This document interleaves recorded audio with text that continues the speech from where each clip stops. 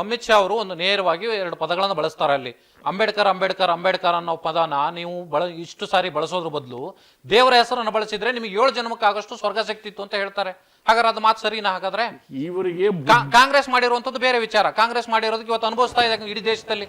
ಈಗ ನೀನು ಬೆಳಗ್ಗೆದ್ರೆ, ಸಂಜೆ ಆದರೆ, ಮಧ್ಯಾಹ್ನ ಆದರೆ, ರಾತ್ರಿ ಆದರೆ ಅಂಬೇಡ್ಕರ್ ಅಂಬೇಡ್ಕರ್ ಅಂಬೇಡ್ಕರ್, ಹೌದಿಲ್ಲೇನಪ್ಪ? ಓಕೆ.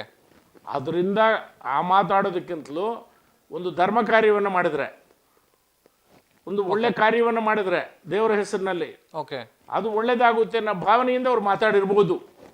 ಅವರಿಗೆ ನೀವು ಮುಂದೆ ಏನು ಮಾತಾಡಿರೋ ಅದ್ರ ಬಗ್ಗೆ ನೀವು ಹೇಳಬೇಕು. ನೀವು ಈ 11 ಸೆಕೆಂಡ್ ಇದ್ರ ಬಗ್ಗೆ ಮಾತಾಡಬೇಡಿ. ಓಕೆ.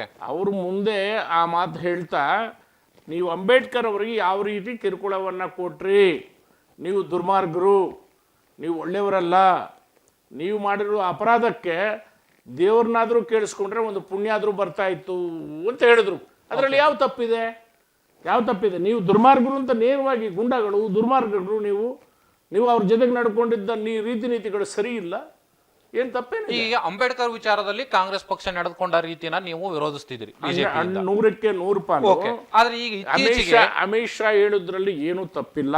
ದಯವಿಟ್ಟು ಇನ್ನೊಂದ್ಸಲ ಹೇಳ್ತೀನಿ ತಗೊಳ್ಳಿ.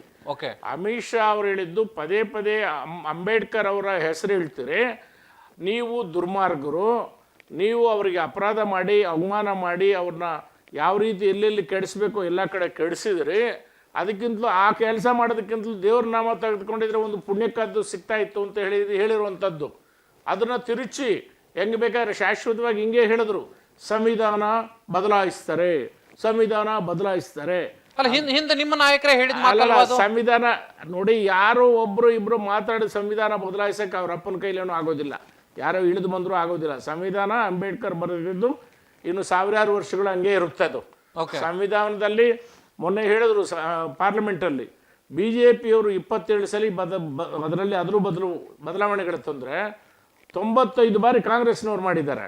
ಕಾಂಗ್ರೆಸ್ನವರೇನು ಕಡಿಮೆ ಅಲ್ಲ, ಸಂವಿಧಾನ ತಿದ್ದುಪಡಿ ತಂದಿದ್ದಾರೆ. ನಾವು ಅದು ಅವ್ರಿಗೆ ಲೆಕ್ಕ ಹಾಕೊಂಡ್ರೆ ನಾವು ಎಷ್ಟು 27 ಸಾರಿ ನಾವು ಸಂವಿಧಾನ ತಿದ್ದುಪಡಿ ಮಾಡಿದ್ವಿ. ಕಾಲಕ್ಕೆ ಬೆಳವಣಿಗೆ ಆಗ್ತಾ ಇರೋ ಸಮಯದಲ್ಲಿ, ಭಾರತ ಬಲಿಷ್ಠವಾಗಿ ಆಗ್ತಾ ಇರುವಂಥ ಸಂದರ್ಭದಲ್ಲಿ ಹೊರದೇಶಗಳಿಂದ ನಮ್ಮ ಸಂಬಂಧಗಳು ಚೆನ್ನಾಗಿ ಆಗಬೇಕು ಅಂತಂದರೆ ಕೆಲವು ನಿಯಮಗಳನ್ನು ಬದಲಾಯಿಸುವುದು ಅಗತ್ಯತೆ ಇದೆ. ಅವರು ಮಾಡಿದ್ರಲ್ಲಿ ತಪ್ಪಿಲ್ಲ.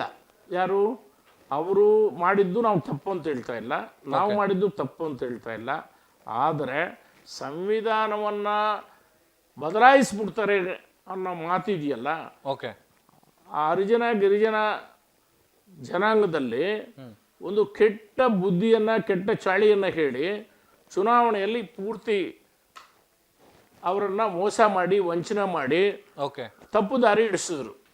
ಈಗೇನಾಗಿದೆ, ಟಕ್ ಎಷ್ಟು ಸಾವಿರ ಬರುತ್ತೆ ಅಂದ್ರು ಎವ್ರಿ ಮಂತ್ 8,000 ರೂಪಾಯಿ. 8,000 ರೂಪಾಯಿ ನೀವು ಅಂದ್ರೆ ಜನರಿಗೆ ಕೊಡ್ತಾ ಇರೋಂಥ ಹಣ ಕೇಂದ್ರದಿಂದ. ಯಾರು ಹೇಳಿದ್ದು? ರಾಹುಲ್ ಗಾಂಧಿ ಅವರು ಹೇಳಿದ್ರು. ಟಕ್ ನೀವು ಗೆದ್ದಿರೋ ಕಡೆ ಎಲ್ಲಿ ಕಡೆ ಕೊಟ್ಟಿದ್ರಿ? ನಿಮ್ಮ ರಾಜ್ಯ ಇರೋ ಕಡೆ ಕೊಡ್ತಾ ಇದ್ದೀರಾ? ಟಕ್ 8,000. BJP ಹೌದಪ್ಪ, BJP ಕೊಡಲಿಲ್ಲ, ಕೊಡಲಿಲ್ಲ. ನೀನು ಟಕ್ ಎಲ್ಲೆಲ್ಲಿದೆ ಕಾಂಗ್ರೆಸ್ಸು? ಇಲ್ಲಿ ಕಾಂಗ್ರೆಸ್ಸು ಕರ್ನಾಟಕ ರಾಜ್ಯದಲ್ಲಿ ಅಧಿಕಾರದಲ್ಲಿದೆ, ನಿಮ್ಮ ಟಕ್ ಎಲ್ಲಿ? ಆಯಿತು, ಬೇರೆ ರಾಜ್ಯದಲ್ಲಿ ನಾವು ಅಧಿಕಾರದಲ್ಲಿದ್ದೀವಿ, ನಿಮ್ಮ ಟಕ್ ಇಲ್ಲಿರಬೇಕಲ್ಲ.